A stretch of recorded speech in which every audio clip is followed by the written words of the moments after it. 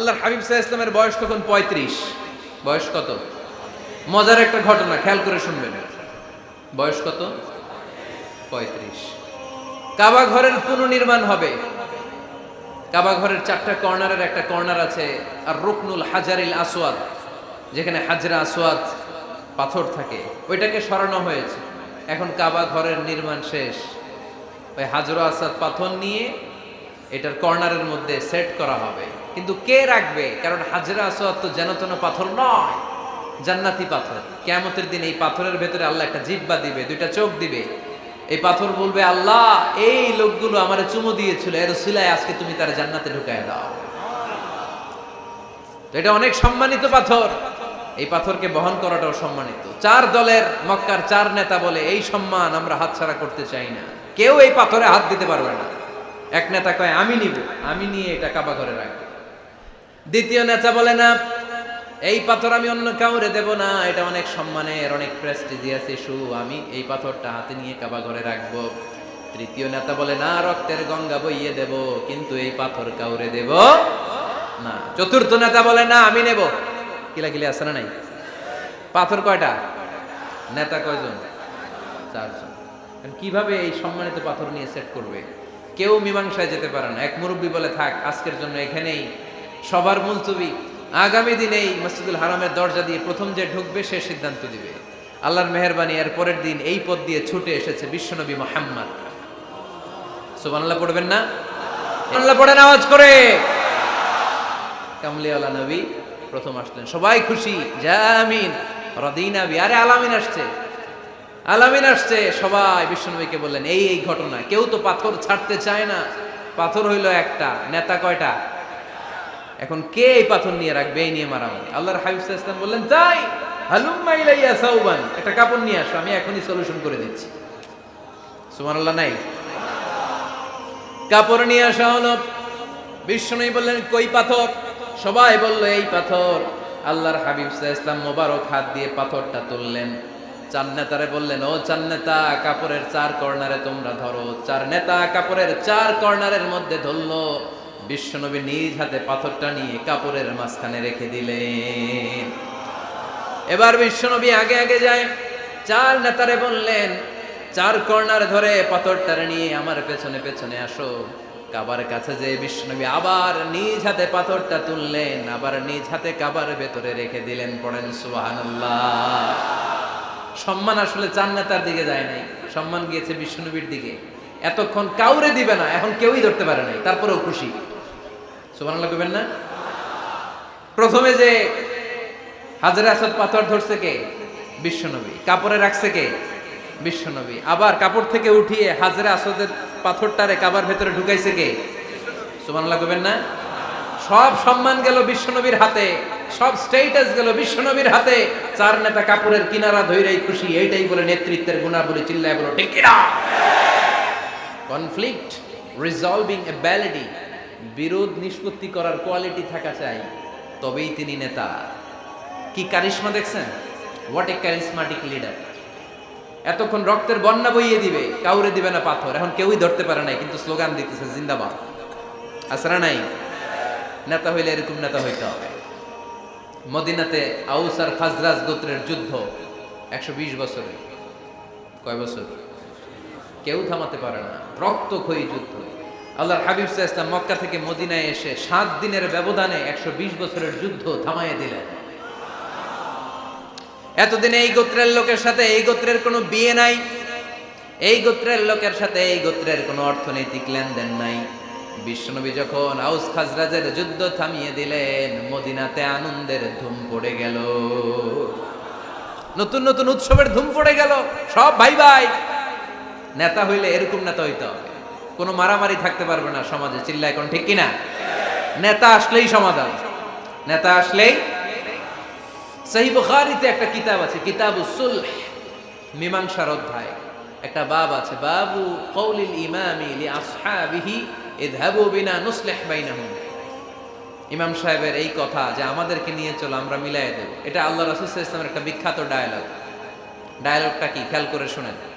যুদ্ধ মারামারি আর ঝগড়া শুনলেই আল্লাহ রাসূল সাল্লাল্লাহু আলাইহি ওয়াসাল্লাম বলতেন ইযহাবু বিনা নুসলিহ বাইনাহুম। আরে আমরা আছি তো, আমগরে নিয়ে যাও না, আমরা মিলাই দিব। সুবহানাল্লাহ পড়েন। মারামারি দেখলে বিশ্বনবী মিলায় দিতেন।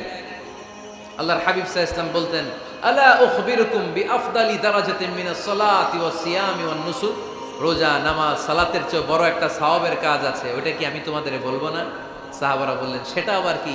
বিশ্বনবী বললেন, ইসলাহু যাতিল বাইন। দুইজন ঝগড়া করতেছে, তুমি ঝগড়া না লাগায় দিয়ে মিলাই দিবা, এর চেয়ে ভালো কাজ হয় না। জোরে কোন ঠিক কিনা? সবচেয়ে শ্রেষ্ঠ কাজ। নোয়াখালীতে আগুন লাগলে আপনারা কি দিয়ে নিবা? কি দিদায়?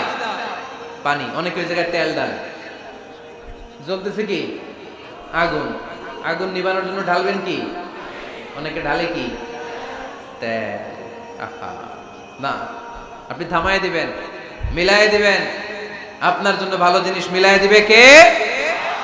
7 নাম্বার, ফারসাইটেডনেস, দূরদৃষ্টিতা, ভিশনারি অ্যাটিটিউড, ফিউচারিস্টিক। নেতা অনেক দূর দেখতে পায়, তিনি দূরদর্শী। কর্মী যত দূর দেখে, নেতাও যদি তত দূর দেখে, দেশ চলবে? কথা বলেন। কর্মী যদি দেখে 500 মিটার, নেতার দেখতে হবে কয় মিটার? 1000 মিটার। কর্মী যদি দেখতে পায় 1000 মিটার, নেতার দেখতে হবে কয় হাজার মিটার? 2000 মিটার। কারণ নেতা হবে ফিউচারিস্টিক, ভিশনারি, স্বপ্নবাজ, স্বপ্নচারী। নেতাকে স্বপ্ন দেখতে হয়, ওই স্বপ্ন জাতিকে দেখাতে হয়। চিল্লায় বলেন ঠিক কিনা? মানুষ তার স্বপ্নের সমান বড়। আপনি কত বড় আপনার স্বপ্ন শুনলে বোঝা যাবে। স্বপ্ন সেটা না যেটা মানুষ ঘুমিয়ে ঘুমিয়ে দেখে, স্বপ্ন সেটা যেটা অর্জনের আকাঙ্ক্ষা মানুষকে ঘুমাতে দেয় না। আল্লাহর হাবিব সাল্লাল্লাহু আলাইহি ওয়াসাল্লাম স্বপ্ন দেখিয়েছেন সাহাবাদেরকে, বিশ্ববিজয়ের স্বপ্ন, ইসলামকে বিজয়ী শক্তি হিসেবে দেখার স্বপ্ন। চিল্লায় বলেন ঠিক কিনা? আল্লাহর হাবিব বলতেন, ইন্নাল্লাহা জাওয়ালি আল আরদা ফারাআইতু মাশারিকাহা ওয়া মাগারিবাহা। আল্লাহ তাআলা গোটা বিশ্বটাকে ছোট্ট করে আমার সামনে দেখিয়েছে। আমি ফুটবলের সাইজের এই পৃথিবীর প্রাচ্য পাশ্চাত্য, ডানে বায়ে সামনে পেছনে সবটাই দেখেছি। ওয়া ইন্না মুলকা উম্মতি সায়াবলুগু মা জুবিয়ালি। যত দূর আল্লাহ আমারে দেখিয়েছে, তত জায়গায় লা ইলাহার পতাকা পথ করে একদিন উড়বে। কোন একদিন এদেশের আকাশে কালিমার পতাকা উড়বে। সেদিন সবাই খোদাই বিধান পে দুঃখ বেদনা ভুলবে। এটাই আমাদের স্বপ্ন। চিল্লায় বলেন ঠিক কিনা? স্বপ্ন দেখতে জানতে হয়। সুলহে হুদাইবিয়া চলতেছে, সন্ধি। 1400 সাহাবা নিয়ে বিশ্বনবী মক্কায় আসলেন উমরা করতে। কাফেররা বলে, গো ব্যাক, অ্যাবাউট টার্ন, ফিরে যাও, হবে না। আল্লাহ রাসূল সাল্লাল্লাহু আলাইহি ওয়াসাল্লাম অনুরোধ করলেন, দাও না, উমরার নিয়ত করে এসেছি। ইজার আর রেদা পড়ে কাফেররা বলে, না, আগামী বছর, এই বছর হবে না, চুক্তি করো। চুক্তির মধ্যে লেখা হলো, মা খাবা আলাইহি মুহাম্মাদুর রাসূলুল্লাহ। ঠিক আছে, চুক্তি 10 বছরের, মুহাম্মদ রাসূল সাল্লাল্লাহু আলাইহি ওয়াসাল্লামের পক্ষ থেকে চুক্তি। কাফেররা বলে, না, আমরা তো তোমার রাসূলুল্লাহ মানি না। তোমার রাসূলুল্লাহ মানলে তো মা সাদাতনাকা আলা শাই, তোমার সাথে কোনো ঝগড়াই নেই, রাসূলুল্লাহ কাটো। সাহাবীরা তেড়ে উঠলেন। ওমরে ফারুক বলেন, মুখ সামলে কথা বল। সুহাইল ইবনে আমির, তোর জিহ্বাটা আমি টেনে ছেড়ে ফেলবো, সাবধান। আমার নবী শেষ নবী, শেষ রাসূল মুহাম্মদ রাসূলুল্লাহ কাটার ক্ষমতা কারো নাই। আমি ওমর বেঁচে থাকলে কেউ কাটতে পারবে না। বিশ্বনবী বললেন, ওমর সরে যাও, কেটে দাও। সুবহানাল্লাহ কইবেন না? মুহাম্মদ রাসূলুল্লাহ কাফেররা মানে না। কাফেররা কয়, তুমি লেখো মুহাম্মদ ইবনে আব্দুল্লাহ, আব্দুল্লাহর বেটা মুহাম্মদ। কারণ মুহাম্মদ রাসূলুল্লাহ যদি এই সন্ধিতে থাকে, চুক্তি, তার নিচে আমরা সিগনেচার করি, তার মানে এটাই প্রমাণ হয়ে যায় আমি তোমাকে রাসূল বলে মানি। আমরা কাফেররা তোমাকে রাসূল বলে মেনে নিয়েছি। নো, তোমার রাসূল বইরা মানলে তো খেলা এখানেই শেষ। কাটো, রাসূলুল্লাহ লেখা যাবে না, লিখতে হবে আব্দুল্লাহর বেটা মুহাম্মদ। কোন সাহাবারা রাজি হয় না। কথা শুনতেছেন? সাহাবারা বলে, রক্তক্ষয়ী যুদ্ধ হবে, আমার নবীর নামের পরে রাসূলুল্লাহ লিখতেই হবে। বিশ্বনবী বললেন, কেটে দাও। কারণ সাহাবারা দেখতেছে এতটুকু, বিশ্বনবী দেখে অতটুকু। বিশ্বনবী অন্য প্ল্যানে আগাচ্ছেন। বিশ্বনবী ভাবলেন, 10 বছরের যুদ্ধ বিরতি যদি হয়ে যায়, আমি আমার লোকদেরকে ঠিক করব। আমি তারবিয়া, তালিম, তাহজিব, তামাদ্দুন দিয়ে মদিনাটাকে একটা কল্যাণ রাষ্ট্রে পরিণত করব। আমি আমার ফোর্সকে সাজাবো, আমি আমার সাহাবাদেরকে প্রশিক্ষিত করব। এই 10 বছরের ব্যবধানে আমি গোটা বিশ্বকে ঝাঁকি মেরে কাঁপিয়ে দেব। কিন্তু সাহাবারা পড়ে আছে রাসূলুল্লাহর মধ্যে। সাহাবারা পড়ে আছে কই? সাহাবারা এর চেয়ে বেশি ভাবতে পারতেছে না। সাহাবারা বলে রাসূলুল্লাহ কাটা যাবে না, বিষ্ণু বলেন কেটে দাও। তার মানে নেতা কর্মী যদি দেখে 500 মিটার, নেতার দেখতে হবে 1000 মিটার। চিল্লায় বলেন ঠিক কি না? নেতার 9 নাম্বার গুণাবলী, a leader should be very strategic. নেতাকে কৌশলী হতে হয়। কৌশল না জানলে উনি নেতা হতে পারে? বলেন। ডিপ্লোম্যাটিক কোয়ালিটি, কূটনীতি যদি না জানা থাকে নেতা হইতে পারবে? আল্লাহর হাবিব সাল্লাল্লাহু আলাইহি ওয়াসাল্লামের মতো বড় কূটনীতিবিদ পৃথিবী দেখেছে? কথা কন না কেন? দেখেন কি ধরনের স্ট্র্যাটেজি আমার নবী ফলো করতেন। আমার নবী যদি যুদ্ধ করতে কোথাও যেতেন, অ্যাটাক করবেন ডান দিকে, অ্যাটাক করবেন কোন দিকে? খায়বার অ্যাটাক করবেন, খায়বার ডানে। বিষ্ণুবী বের হতেন মদিনার বাম দিক দিয়ে। যাবেন কই? ডানে। আওয়াজ করে বলেন যাবে কই? কিন্তু মদিনা থেকে বের হইতেন কোন দিক দিয়ে? বাম দিক দিয়ে। লোকেশন আর ডাইরেকশন কখনো কারোর সাথে শেয়ার করতেন না। উনি কই যাচ্ছে কেউ বুঝতো না। বাম দিক দিয়ে বের হয়ে অনেক ঘুরে তারপরে ডান দিকে যেতেন। সুবহানাল্লাহ পড়বেন না? অ্যাটাক করার সময় 3টা অপশন দিতেন, choose any of the options. যে বলতেন নাম্বার 1 আসলিম তাসলাম, ইসলাম মানো, ভাই ভাই আমার হৃদয়ে চলে আসো, তোমরাও ভাই আমরাও ভাই, দুনিয়াতেও শান্তি আখিরাতেও শান্তি। এটা যদি ভালো না লাগে, option 2 you pay the tax, we provide you the security. তোমরা ট্যাক্স দিবা, আমরা তোমাদেরকে সিকিউরিটি দিব। ইয়াতুনা আল জিজিয়াতা আন ইয়াদিন ওয়া হুম সাগিরুন, তোমরা জিজিয়া দিবা, আমরা সিকিউরিটি দিব। প্রথম অপশন মুসলমান হইলা না, আমাদের ভাইও হইলা না।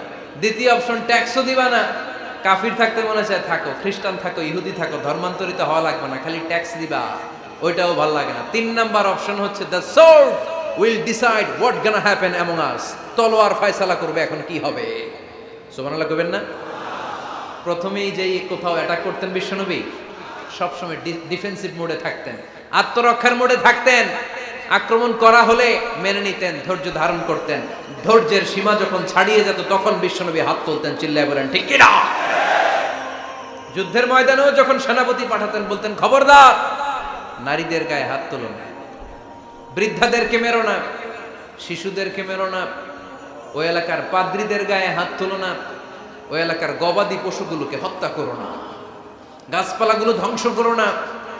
তোমাদের বিরোধী যোদ্ধারাও যদি তলোয়ার রেখে দিয়ে হাত তুলে বলে আল আমান, সিকিউরিটি সিকিউরিটি, আমরা আমান চাই, নিরাপত্তা চাই, তাকেও মেরো না।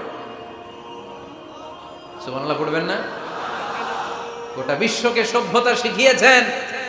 মক্কা বিজয়ের পরে গণধর্ষণ করেন নাই, গ্রামকে গ্রাম তিনি জ্বালিয়ে দেন নাই, হাজার হাজার লক্ষ লক্ষ শত্রুকে এক বাক্য দিয়ে ক্ষমার ঘোষণা দিয়েছেন। চিল্লায় বলেন ঠিক কি না?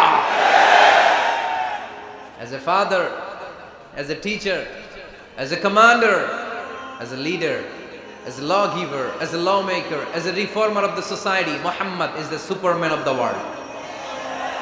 আওয়াজ করে পড়তে হবে আল্লাহু আকবার। কূটনীতি কারে বলে? ডিপ্লোমাসি কারে বলে? স্ট্র্যাটেজিক অ্যাটিটিউড কারে বলে? শিখে নেন। বদরের প্রান্তরে বিশ্ব ইসলাম উপস্থিত হলেন।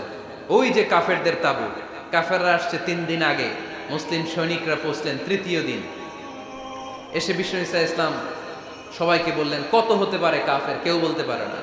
2 জন রাখাল পেয়ে জিজ্ঞেস করলে, এই রাখাল কয়দিন ধরে আছো? আমরা 1 সপ্তাহ ধরে বদরে আছি।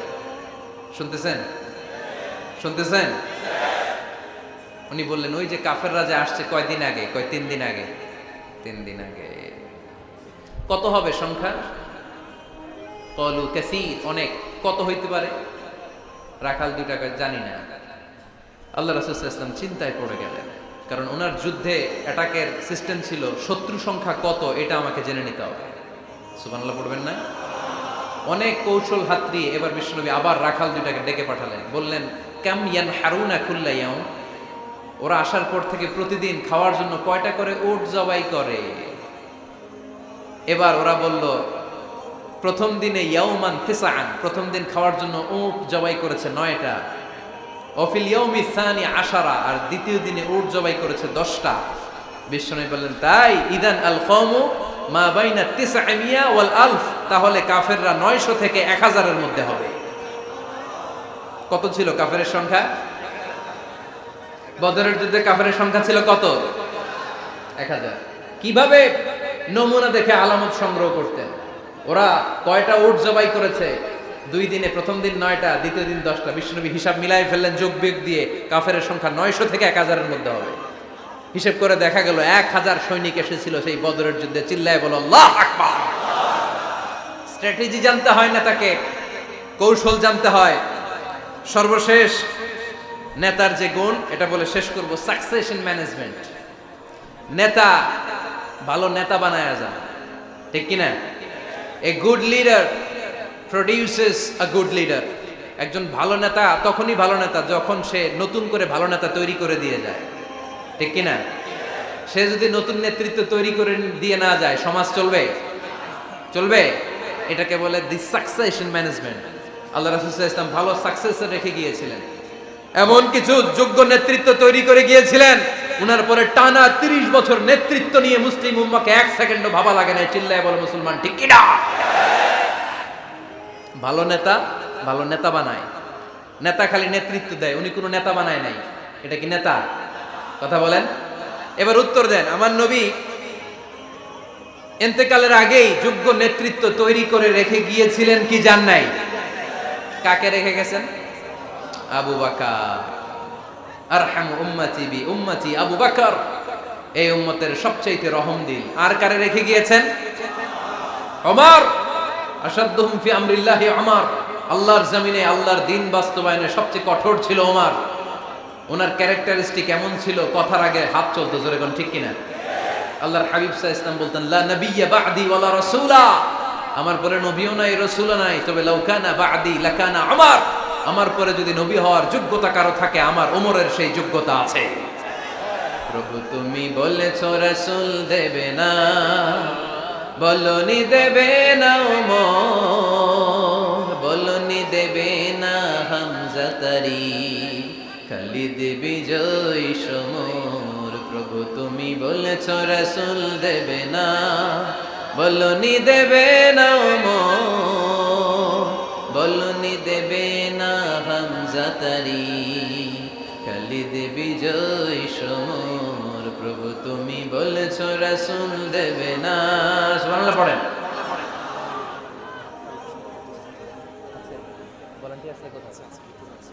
এই উঠতেছেন কেন?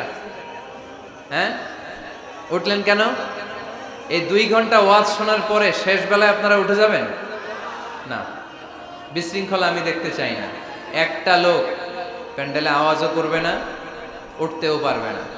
আমার নবী নিজেও ছিলেন শ্রেষ্ঠ নেতা, রেখেও গিয়েছেন শ্রেষ্ঠ নেতা। চিল্লায় বলেন ঠিক কিনা? সাইয়েদনা আবু বকর, সাইয়েদনা ওমর ফারুক, উসমান যুন্নুরাইন, আলী রাদিয়াল্লাহু তাআলা আনহু যোগ্য নেতৃত্ব হাতে কলমে প্রশিক্ষিত করে ওনাদেরকে রেখে গিয়েছেন। তাই মুসলিম উম্মার আর নেতৃত্বের সংকটে পড়া লাগে না। জোরে কোন ঠিক কিনা? জি। তো এইজন্য আমরা চাই আমাদের একটা সেন্ট্রাল লিডারশিপ থাকুক, কেন্দ্রীয় নেতৃত্ব, যেই নেতাদের নেতৃত্বে আমরা সামনের দিকে যাব। যে 10টা পয়েন্টস আমরা শুনলাম, আমাদের সব নেতাদের এই গুণগুলো থাকার দরকার আছে না নাই? এই গুণগুলো আমলে নিয়ে মুসলিম উম্মার এই নেতৃত্বের সংকট যেন আমরা কাটিয়ে তুলতে পারি। আল্লাহ তুমি তৌফিক দান করো। আমরা পড়ি আমিন।